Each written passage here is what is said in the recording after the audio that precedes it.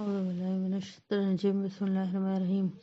اور تمہارے آس پاس کی بستیوں کو ہم نے ہلاک کر دیا اور بار بار اپنی نشانیاں ظاہر کر دیں تاکہ وہ رجوع کریں، اور جن کو ان لوگوں نے خدا کی نزدیکی کے لیے خدا کے سوا معبود بنایا تھا، انہوں نے اس کی کیوں مدد نہ کی؟ انہوں نے ان کی کیوں مدد نہ کی، بلکہ وہ ان کے سامنے سے گم ہو گئے، اور یہ ان کا جھوٹ تھا، اور یہی وہ جھوٹ گڑھا کرتے تھے۔ اور جب ہم نے جنوں میں سے کئی شخص تمہاری طرف متوجہ کیے کہ قرآن سنیں، جب وہ اس کے پاس آئے تو آپس میں کہنے لگے کہ خاموش رہو۔ جب پڑھنا تمام ہوا تو اپنی برادری کے لوگوں میں واپس گئے کہ ان کو نصیحت کریں۔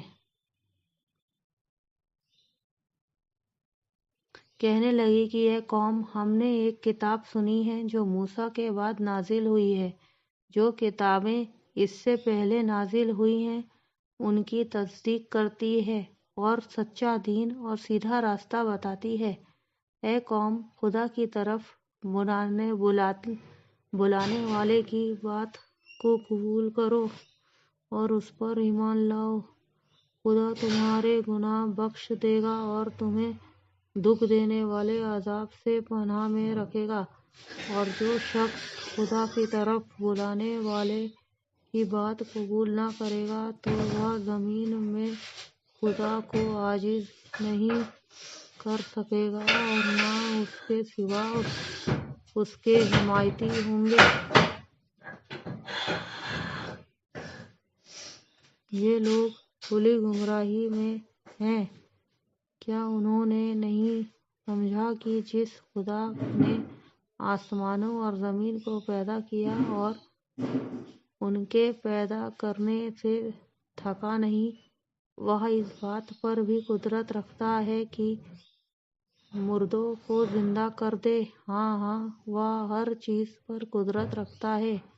اور جس دن انکار کرنے والے آگ کے سامنے کیے جائیں گے، کیا یہ حق نہیں؟ تو کہیں گے کیوں نہیں؟ ہمارے پروردگار کی قسم، حق ہے۔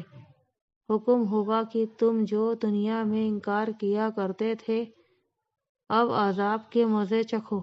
پس اے محمد صلی اللہ علیہ وسلم، جس طرح اور بلند ہمت پیغمبر صبر کرتے رہے ہیں اسی طرح تم بھی صبر کرو اور ان کے لیے عذاب جلدی نہ مانگو۔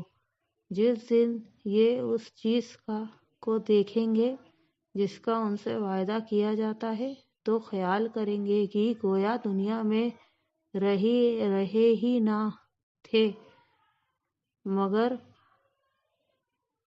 گھڑی بھر دن۔ یہ قرآن پیغام ہے، سو اب وہی ہلاک ہوں گے جو نافرمان تھے۔